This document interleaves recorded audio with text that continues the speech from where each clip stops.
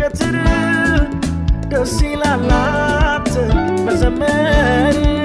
ማይለወጠውን ሁሌ አዲስ ጌታ ፍቅር ላወደሱ ከሞት የበረታው ፍቅር ነው የሳበኝ የኃጢአት በሽታ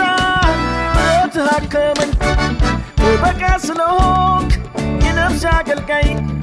ለልመለስ ገባው መንግሥተ ሰማይ ልጅ ሆንኩ ሳልቀር ደጅ ያንተ ፍቅር